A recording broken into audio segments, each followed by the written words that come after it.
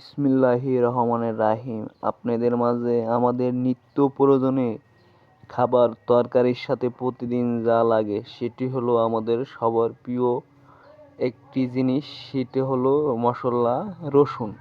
এই রসুন দিয়ে বিভিন্ন ধরনের খাদ্য আমরা রেঁধে খাই, যেমন ডাল, চাল আরও ইত্যাদি দিয়ে। আমরা সাধারণত বাংলাদেশে মানুষ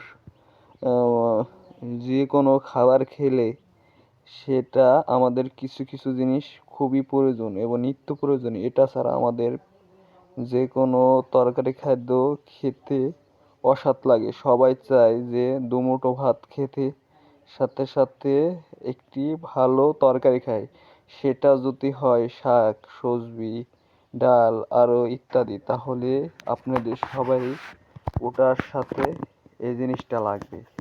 সেটি হলো রসুন। আমাদের প্রিয় একটি খাবার, এর সাথেও এই রসুন ব্যবহার করা হয়। এই রসুন সাধারণত বাংলাদেশের কৃষকরা পেঁয়াজের বতরে এবং বিভিন্ন মৌসুমে এটা চাষ করে থাকে। এটা চাষ করার কারণে আমাদের অনেক সম্পদ বৃদ্ধি পায়, বাংলাদেশের অনেক সম্পদ বৃদ্ধি পায়। এটা বিদেশে পাচার করে এবং বিক্রি করে অনেক টাকা অর্থ উপার্জন করা যায়। এটি আমাদের একটি প্রিয় খাদ্যই না শুধু, এটা আমাদের অর্থ লাভের একটি জিনিস। এটি হলো রসুন।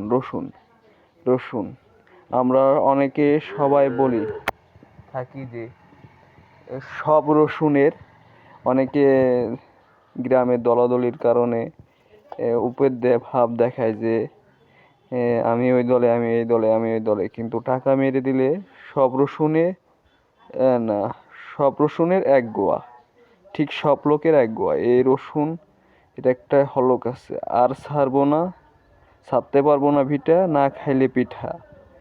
এটি হলো একটি হলুক। এই হলুকও ছাড়তে পারবো না খাদ্য না, এবং না খাইলে রসুন।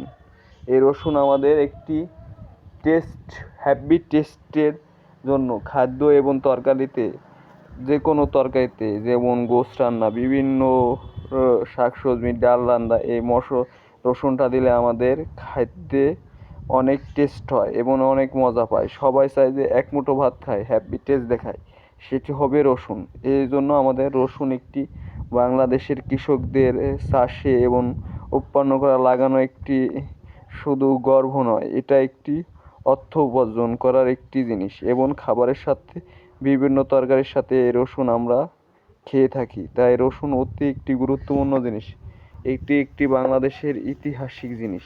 এই রসুন খুব দেখতে বড় বড় হয়, কিন্তু লাগানোর সময় এগুলো খণ্ড খণ্ড করে এক পিস করে লাগায়, কিন্তু লাগানোর সাথে এবং গাছ জ্বালিয়ে কয়েক মাস, 15-20 দিন রাখলে বড় বড় রসুন হয়ে থাকে। সাধারণত আপনাদের মাঝে হাই প্রাণ ভিউয়ার্স, আপনারা যদি কোনো খাদ্যর সাথে রসুন খেয়ে থাকেন, তাহলে আপনি এই ভিডিওতে, রসুনের ভিডিওতে আপনারা কমেন্ট করে জানাবেন এবং লাইক দেবেন এবং শেয়ার করে দিবেন যারা এই রসুন খাবার প্রিয় খাদ্য এবং বৈশিষ্ট্য জানতে চায়।